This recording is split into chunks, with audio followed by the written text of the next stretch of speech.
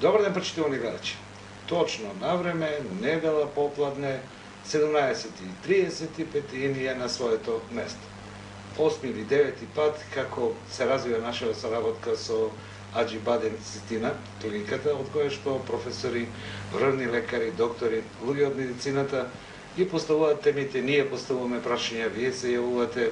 Една интеракцијска емисија во која што се обидаме бар за момент, за миг да помогнеме таму каде што е потребно да се помогне и таму каде што може да се помогне. Во минатите емисии разговаравме за сите појави на разни болести, постапки при лекување, новини кои оваа клиника ви ги нуди, не го сваќате ова како реклама, туку како помош кон вас, информација за вас, и со се она што габаритот на овие луѓе го носат со себе. А јас секогаш ги кажувам работите од онаа другата, новинарската страна. Светската асоциација, здравствена асоциација, има две такви организации во светот, секоја година излегува со статистички податоци, со протоколи, со правила и подписници, земјите подписници се должни тоа да го имплементираат. Некој повеќе, некој помалку. Но за тоа нема да разговараме денес. Прво ги користивме податоците од Република Хрватска за некои појави од медицината. Денес тие се во Европа, малку не се толку меродавни за нас, затоа што истражувањата веќе им се на една друг регион, друга регија, како што велат тие, па се сногеме со нашите комшии. Неделникот Здравје, кој излегува во Белград, пред 2 недели излезе со една обсежна анализа за појавите и на поголем број на болести кои завршуваат со смрт. За ова зборувавме со моите гости овде дека срцевите заболувања, притисоците и се она што произлегува од нив, како и канцерогените заболувања, поточно последиците од тоа се на врвот на статистиката. Но Европа има еден друг проблем.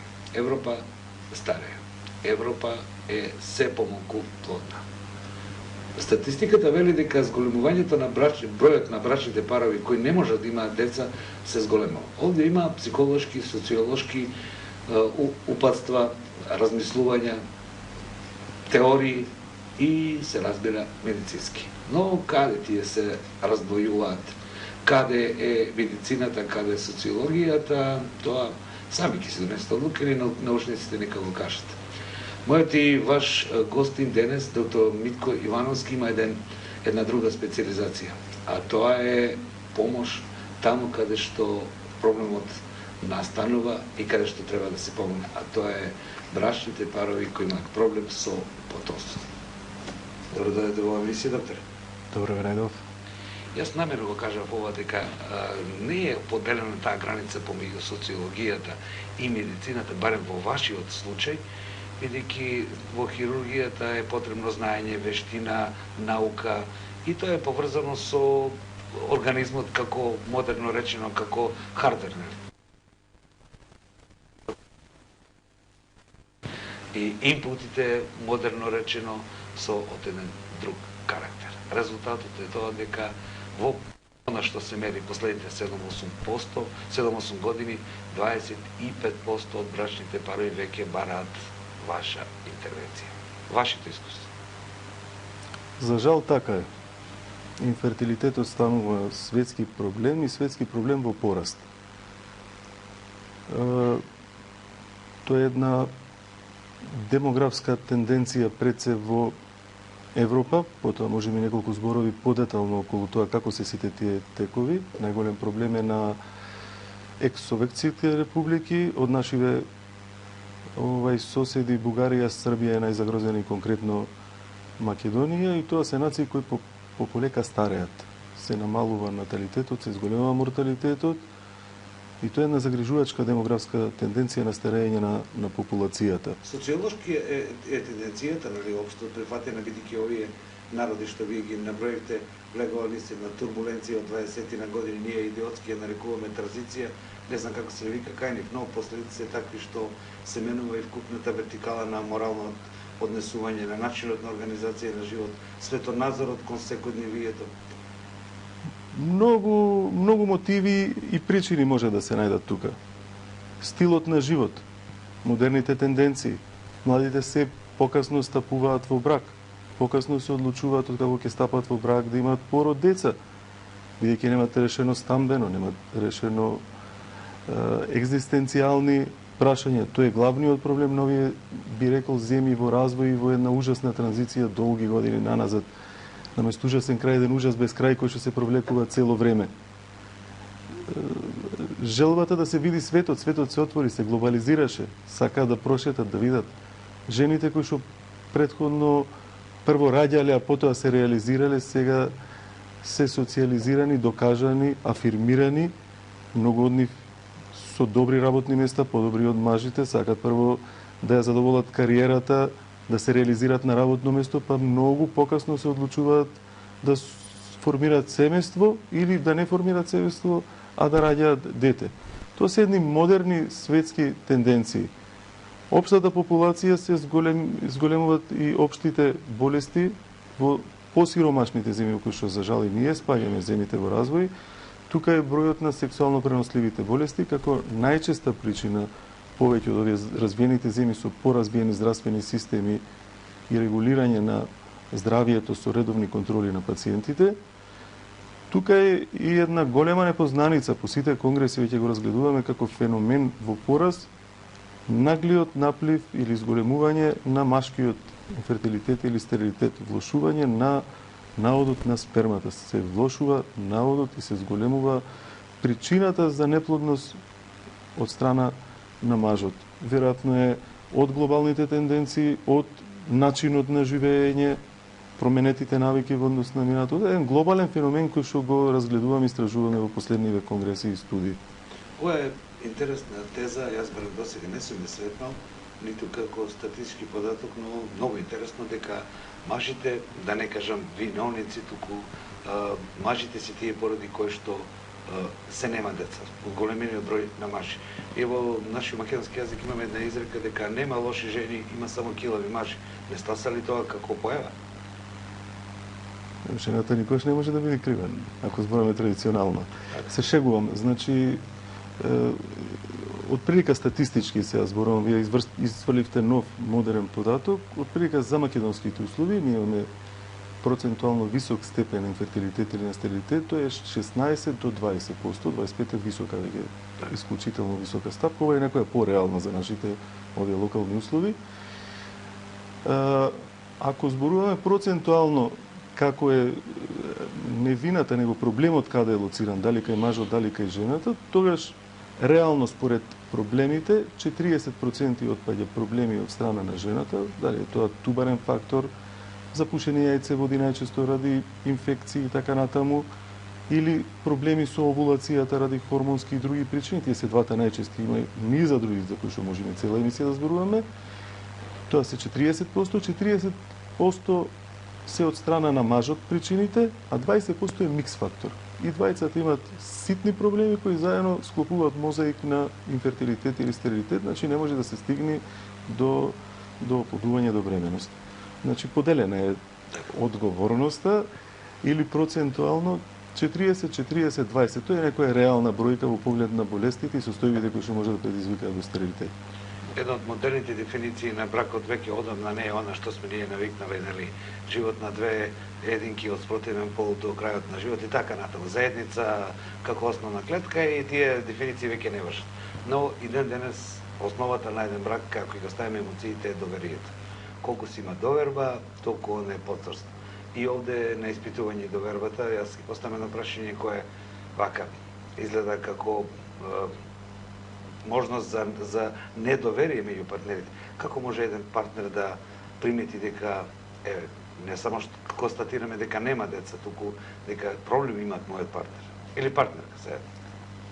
Да, лесно е тоа да се види. Јас би рекол околу воведот кој што го дадовте се сложувам со вас и Пиротанската Америка пред 2-3 дена обзнани дека со одлука на Федералниот суд во сите држави се истополните бракови законски овозможуваат истополови бракови. Значи веќе светот не е тоа што беше. По дефиниција, ако може да се дефинира, за стерилитет или фертилитет зборуваме кога еден пар после 18 месеци на редовни, регуларни сексуални односи без заштита не успее да доведе до оплодување. кој е оптималниот број? Тука имам со пациентите многу недоразбирање на коитуси. Значи, модерните времења малце чудни некои односи доведуваат. Вика, докторе, јас имав односи кога сум овулаторна. Кои денови да ми пресметате? Отприлика се смета оптимален број на коитуси до 4 неделно. Ако има помалце или повеќе од 6-7, се намалува можноста за забременување. Тоа е некој оптимален неделен квантум кој што треба да се исполни, да помини година и пол или 18 месеци, па ако не забременува, е причина да се јават на доктор. Тоа е за помлади брачни парови, секако како што оди нагоре границата старосна, така треба побрзо алармот да биде вклучен. Над 35 годишна возраст и после 6 до 8 месеци, ако се види дека не настанува бременност, превентивно треба да се направат исследувања, да се види да нема проблем за навреме да делуваме, затоа што опаѓа репродуктивниот потенцијал, како кај жената драматично, така и кај мажот. Морамо да ја поставам едно прашање кое само експертите може да го одговорат, затоа што ние сме се навикнале денес преку социјалните мрежи да примаме совети и мислења од разни луѓе кои на себе си стават некоја титула или наука.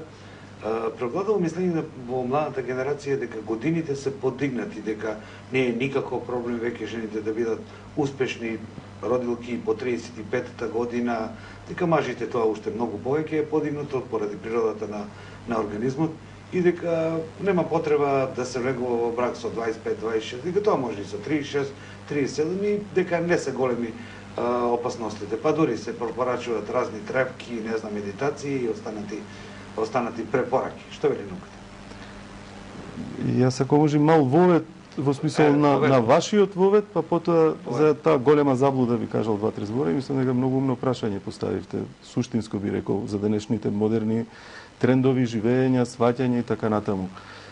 Прво, Македонија, во склоп на оние кои ги зачнавме на почеток демографски движења, е во една многу лоша демографска состојба. Значи, Македонија е држава која старее. Многу сериозен проблем, треба ние сите да го погледнеме, да се соочиме со тоа и да бараме чаре за таа работа, да најдеме решение. Многу е сериозна работата. Значи, се смета кога 12 промили од населението е над 60 години, државата влегува во четвртиот најлош демографски стадиум на старење на популацијата. Ние сме во тоа влезени после 1990 и некоја година. Се смета сега, бидејќи немаме, знаете дека е пропадна овој последниот немаме попис и немаме веројатни податоци. Оди дека ние сме веќе 16-17% од населението е старо над 60 години. Младото работоспособно население во репродуктивен период е некако 25% во моментот во Македонија. Најпоразителен податок е дека најмлада популација од 0 до 6 години, која зборува за потенцијалот долгорочен е на нација, околу 7,2 промили. Драматично. Значи, сметајте тоа во 70-тите години на минатиот век било преку 40. Видете каков е тој нагли пат и тоа по региони се гледа и дел од овој регион исто засегнат. Затоа општо и Македонија како држава. Значи, тоа е многу сериозен проблем и затоа ова што го прашавте е суштинско прашање. Репродуктивен период, сметаме кога жената врз база на својата репродуктивна функција може да постигне бременост и таа да се износи и тоа е статистички ако гледаме од 15 негде до 45 години, секако со исклучоци, инаку најоптималниот репродуктивен период е од 20 до 30 години. Од 30 до 33 години се држи некој ниво, па потоа благо паѓа. Посериозен пат имаме до 35-та година, од 35 до 38 веќе имаме статистички значителен пат на степенот на фекундаритет или на можноста жената да забремени, а од 38 па натаму драматичен пат на репродуктивниот потенцијал на жената.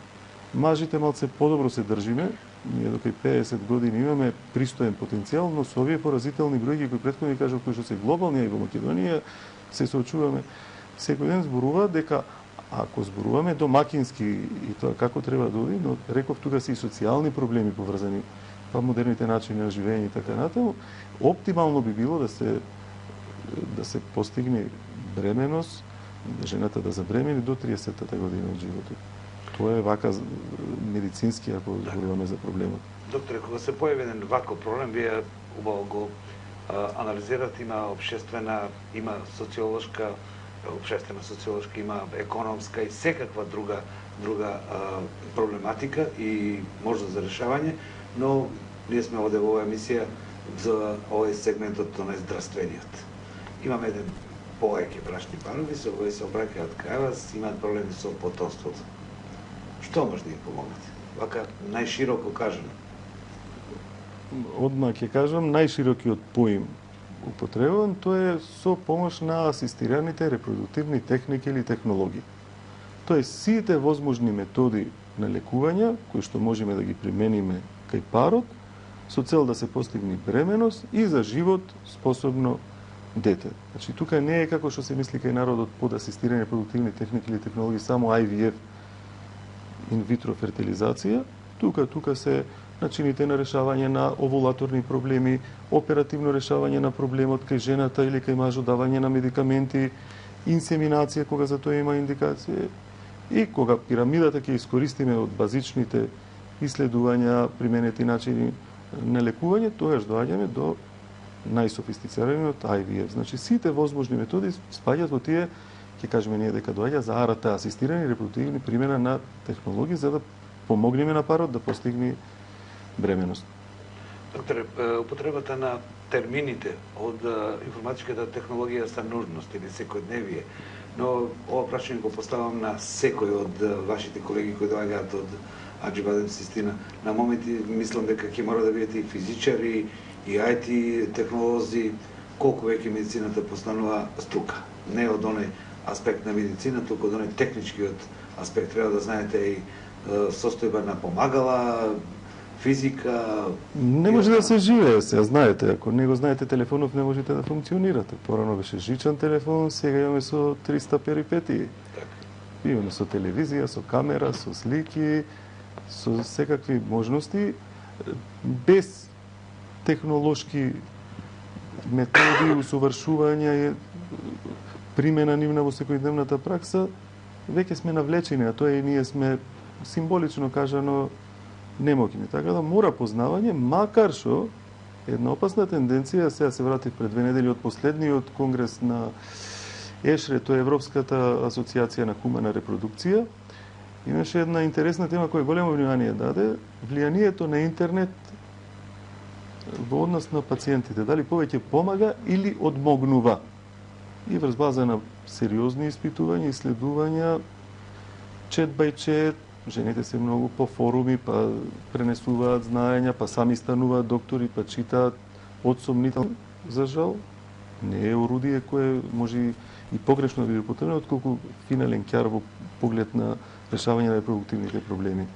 Докторе, забрзан е тој процес на употребата на современата технологија во секојдневието, дури и него не приметуваме дека ни го менува животот од корен и ќе мора да се променеме, но имаме ли една друга опасност која, некој од движењата во светот, посебно филозофија на одржливост, на човечки развој и така натаму велат дека не смееме да си дозволиме таму каде што човечките чувства и интуиција ќе се нужни да ги заменеме со роботика и со современи помагали. Има ли шанси во медицината одеднаш да нема човек, доктор на кој може да му се поплакаме или да се скараме, да не замени некоја машина како што слушаме по разговори? Едно од најголемите страви на докторот дека утре за утре Google ќе го замени.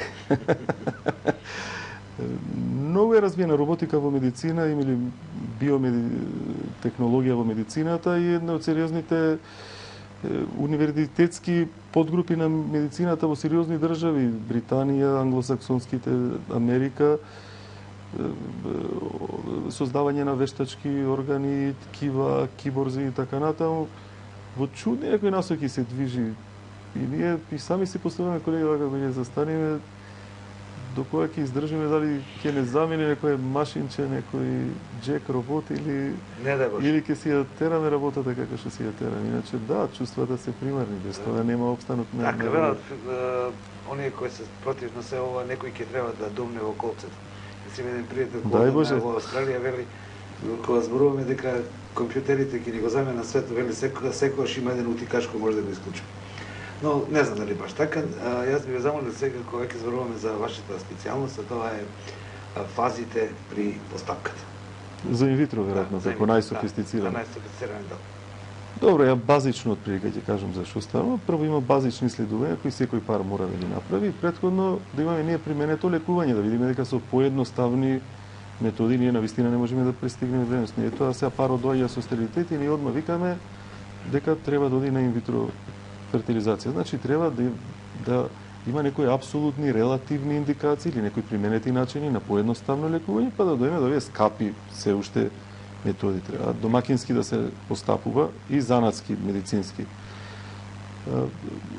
Првата фаза е, ајде ние даваме контрацептиви, апсурдно се чудат жените, отприлика тоа е намерата да ги смириме јајниците, ајде по нашки кажем, да ме разберат и гледачите.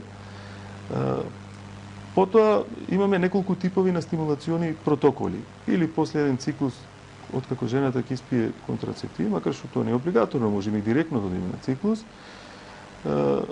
даваме други лекови кои што би смириле дел од хормоните на хипофизата, дирогентот на животот, за потоа ние контролирано да направиме контролирана хиперстимулација или стимулација на јајниците во зависност од случај до случај.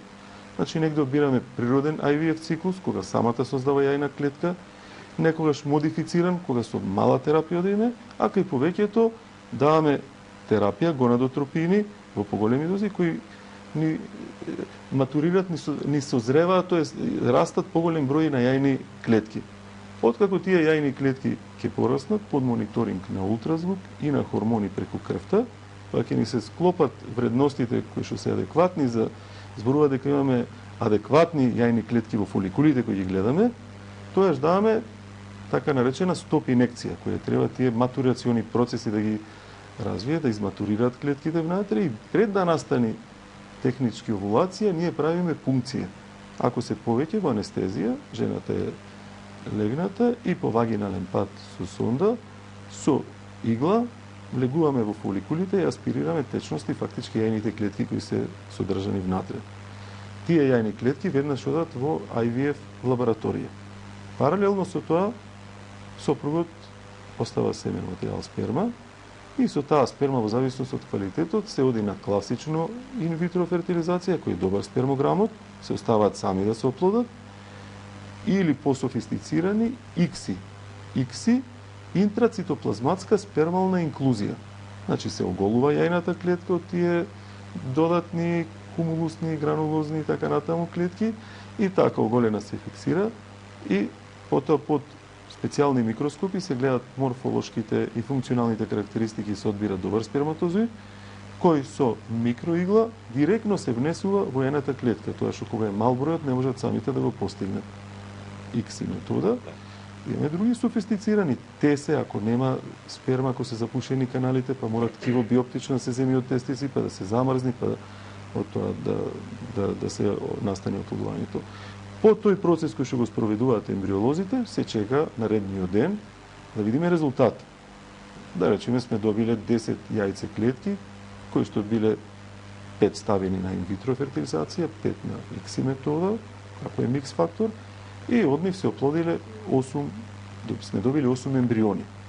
И потоа во зависност од квалитетот, делбата, морфолошките и функционални карактеристики се гледа на микроскоп како се дели, колку има фрагментации, колку се квалитетни, дали ако има повеќе ембриони со добар квалитет ќе се чекаат до 5-ти ден, стадиум на бластоциста, кога подобро може да се вгнезди, или ако се помал број порано ќе ги вратиме, тука се има правила ембриолошки веќе востановени кои ќе разглобуваме на ниво на меѓународни асоциации. Ембрионот се враќа во матката. Едноставна метода со катетерче малечко, прво имаме катетер кој е као футрола, па низ него води помал, со кој со помош на ембриологот, ембрионот или ембрионите, по законот за биомедицинско подпомогнато оплодување, до 2 смееме да враќаме, порано повеќе враќавме, или ако има повеќе од 3 неуспешни обиди, можеме повеќе од 2 ембриони да вратиме, иначе до 2 сме лимитирани, се враќаат во матката и потоа чекаме од прилика 15 до 16 дена, макар што може и порано има посензитивни тестови, обично 15 до 16 дена, да жената направи тест, да видиме дали настанало имплантација, тоест дали ембрионот се вгнездил во ендометриумот, дали воспоставил циркулација со мајката, влачењето на бета-ХЦГ во циркулацијата на мајката, кажува дека тоа се случило, а тоа го одредуваме преку тест од мочката или од крвта. И ако е тоа така, сите сме многу среќни и приказната продолжува. Так. За да продолжиме со приказната, имаме овде и разни информации околу тоа, но вие сте најмеродобен за тоа да кажете околу ова. Која е разликата кај жената која носи дете со ваква метода и по природен пат? Има ли отежната бременост? Не мора да значи. Најчесто е разликата повеќе плодовата бременост. Ние реално треба да осметаме како грешка ако повеќе од два плода се фатат. Значи повеќе плодова бременост е врзана со прематуритет, предвремено породување, па неонатални неги, па инкубатори, па асистирани техники на дишење со голем морталитет. Така да ние меѓу нас сметаме дека е грешка ако повеќе се зачнат од два плода и дури им препорачуваме на многу за нас несакана интервенција ембриоредукција. Ако се фатат повеќе од два плода, ембриони, едниот да го редуцираме за да им остави простор на другите два и да добиеме квалитетна бременост до крај. Обично возраста е проблем. Луѓето кои што доаѓаат да го решаваат овој проблем се во подмината возраст, а подминатата возраст па покрај намалување на репродуктивниот потенцијал носи како преекзистентни болести кои што веќе се накалемиле па се потенцираат во самата бременост, така и потенцијал за почести болести. И тука е обично овој ризиците. Иначе си оди како нормална бременост, ако се е окей, нема никаков проблем. Овде како доктори се уште правото го реализираше тоа на надоградува, веќе се тоа е нешто кое треба да се стави во целиот систем. Вака кога вие зборувате од ваш аспект, од лекарски аспект, и тоа е според науката, но кога зборуваме за една друга работа, а тоа е тој етичкиот, моралниот дел. Оно што во Европа посебно, во католичката црква е дискусија веќе 50 на години, не се работи само за прекинување на бременоста, туку и тоа кој има право да даде живот. Тоа е суштинска работа. Кај вас моралната дилема нема, затоа што вие помагате при спреченост на природен начин на нешто што треба да се одвива, така ли? Но е вака, како лекар, велите треба да се редуцира, треба да се доде, а се работи за живот. Иако законот вели од таа недела зборуваме за живот, а пред тоа не зборуваме за живот. Исклучително тешко. Суштински тоа е со повеќе со Хелсиншката, Римската декларација регулирано. И тоа мораше да се регулира така што според нив ембрионот нема право на живот. Мора друг да одлучува на него. Иначе кога би оделе поинаку, онда немаме право да го прекинеме животот. Ако речеме дека настанува животот од самата делба на ембрионот, дали настанува животот од почнување на очекувањата на срцето, дали настанува од 12-та недела кога се формира постелката, или од кога ќе стане способен ако се породи да излези да се одржи со разни помошни технологии после 24-та, 26-та, 28-та или 30-та недела. Дискутабилно, тоа е повеќе филозофско прашање. И правно. Правно е. Значи, тоа е едно стекнато право кое тешко може да се одземи на жените. Сепак жената има право на собственото тело, нели? Тоа е точно и јас ги поддржувам во поглед на тоа. Дека мене ми е навистина непријатно кога правам ембриоредукција и знам и сите колеги кои тоа го работиме, тоа е една од најмрските процедури кои што мораме прво вдахнува живота, потоа тоа што си се борел како лав мораш да го решиш. Така да после медицински, ако сакаме зборувам. Според вашите сознанија и емисијата на почеток ќе започнеме со статистички представување на статистиката. Вашето искуство што вели? Колку се успешни интервенции во природата? За инвитро зборувате? За не зборувате. Па добро, шараат од земја до земја, од институција до институција, има една голема шароликост. Јас можам да зборувам за нашава институција. Так. Можеме со последниве години официјални статистики се објавуваат, се праќаат, се објавуваат. за еден исклучително висок европски и светски просек да зборуваме, 50 до 55%, значи тоа е исклучително висок процент. Негде на ниво на Европа е околу 30 до 35%, тоа е реалноста. Америка секогаш кажува некои високи бројки кога идеме по конгреси, па малце има тука спротивставени дискусии, има центри кои зборуваат и успешно до преку 60-70%, никогаш не е 100%. Так.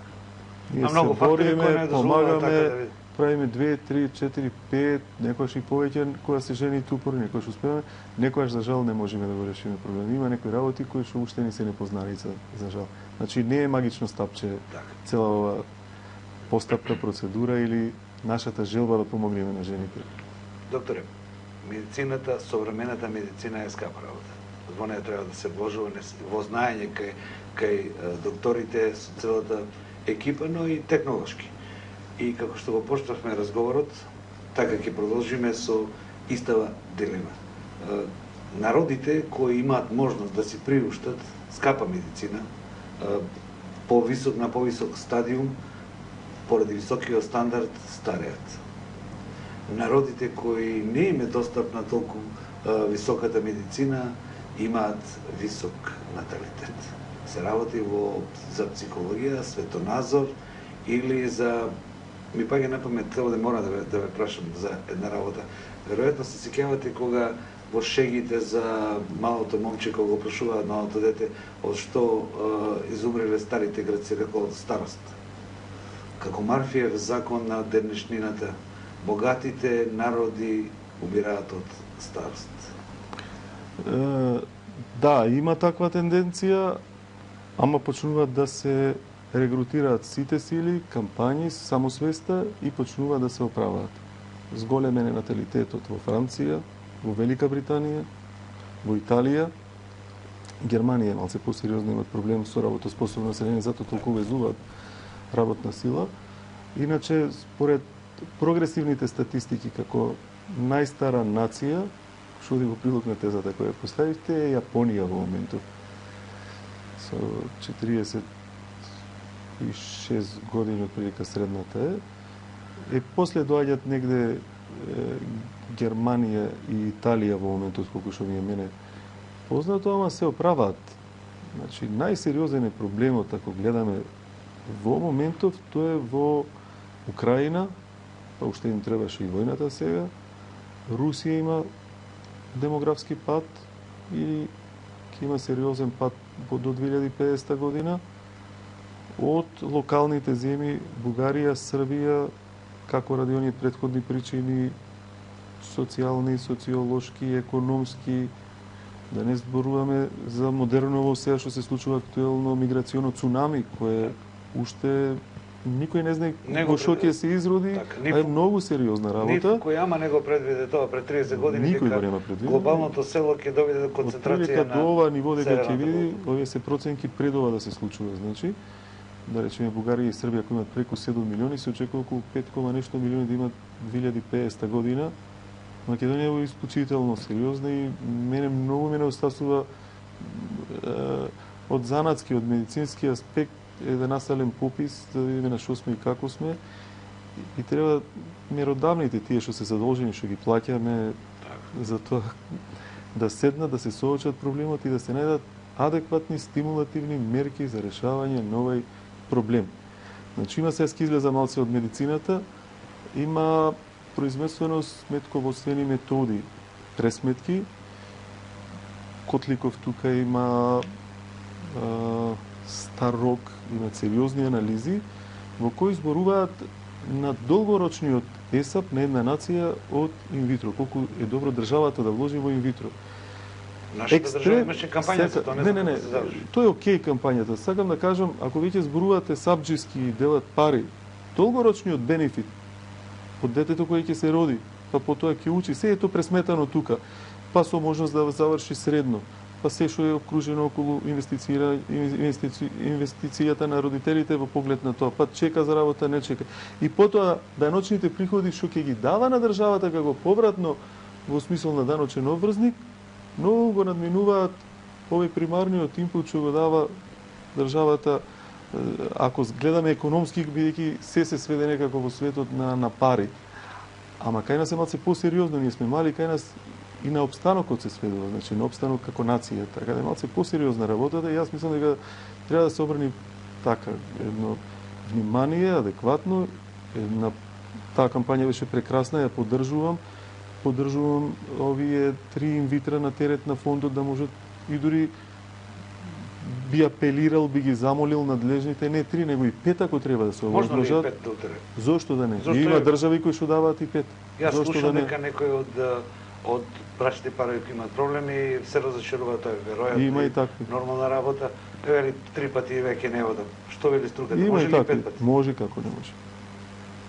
Чи можно е да се продолжи, да бараме да продолжи кампањата, Да бараме. и затоа и ние водиме ваков разговор. Апсолутно. Веќе не гледат Јас по апелирам Источна Македонија. не само тоа, него и комисијата која одлучува, сега дека треба на полесен, поедноставен за ситни работи, брис имала, брис немала, да се има една ширина малце во одлучувањето, да се насети, да се Затоа даде што на е време проблем. кога се помлади. Не тие да клинчат по комисии па да дојдат на 44 години, 46, 47 со ваучери да сакат да го решиме проблемот. Многу е тешко. Процентот на успех паѓа под 10, под 5% после 42-та, 3-та. Но психолошки не треба да се разочаруваат, затоа што Никогаш добитокот е не многу поголем, како што вие рековте, успехот е многу поголем, позначајно отколку неуспехот. Никогаш не се откажуваме, дури дишиме се бориме за оваа работа. Поважно од ова не може да има. Така. Докторе, јас за последно прашање го оставив ова како да им дадеме стимуланс на оние кои имаат проблеми да ви се обратат вам, да се обратат на струката, вие делумно го кажавте, тоа е секогаш на крајот на емисија велам дека телефоните ваши на клиниката Аџи Баден система секогаш отворени, повторно да не кажам дека ова не е реклама, туку е информација од нашава куќа и дека проблемите на кои што не идуваат може да ви се обратат вам. Како човек, реков, ништо не е лесно во медицината, одговорноста е огромна, затоа се постави некои протоколи во кои што да се регулира тоа до ситница, но кога се работи за вака осетлива состојба, кога не се работи само за еден, него за 2, 3, 4 живота или за цело едно семејство, е дополнителен проблем. Колку се соживувате со луѓето кои успеваат или кои не успеваат? Колку професионализмот го надминува човечкото во докторот? Сега, колку, ај. Не во броеви. Не, многу тешко прашање, затоа што ме погодивте во сензитивен дел. Тоа ми е работа. Значи, тоа е до човекот. И јас лично многу се соживувам. Мене ми е многу значено дали ќе успеам или нема да успеам. Или како сето тоа ќе заврши. Со мерак, со љубов ја терам професијата и така ќе остана веројатно до крајот и така сум скроен. Ама тоа е лично, индивидуално, тука не е некој генерален став. Но, докторе, сега одговоривме на една друга дилема која си ја загатнавме пред 15 на минути. Мојот одговор е дали тоа што вие рековте, љубов, чувство, ќе може да го замени роботиката. Јас велам дека не може да го замени кога се работи за човек. Но исто мислење сме. Може би некои наши потомци ќе се движат со, не знам, со помош на разни помагала, ама тогаш ќе остане прашањето колку сме луѓе. Не може докторите да бидат лекарите надвор од човечката димензија. Кога ќе престанат, ќе се вклучиме на некои компјутери и нека ни ги заменуваат органите. Веројатно ќе гледат и помлади и постари гледачи емисијава. Постарите ќе не сватат, ќе речат окей, тие што се наша генерација тем ќе не сватат, а помладите ќе речат old fashionable, што зборуваат глупости. Така ќе видиме времето што ќе донесе. Ние нашава задача се видуваме овде да си ја извршиме. Еве, разговаравме за моји гледачи од Источна Македонија на она што вие сте експерти, ја проширивме малку темата, бидејќи реков јас и на почетокот, нема резка граница помеѓу она што вие го работите и социолошкиот, социјалниот проблем во државата. Го загатнавме и тоа дека ако на време не се свестиме, може да заминеме во историја, но еве, ние на еден мал промил, нано промил да дадеме на тоа ќе бидеме среќни. Јас си благодарам што бевте дел од моја емисија. Благодарам за поканата, ми беше задоволство да видам ваш гостин. И мене, доктор. Поштовани гледачи, продолжете со неделново одмарање.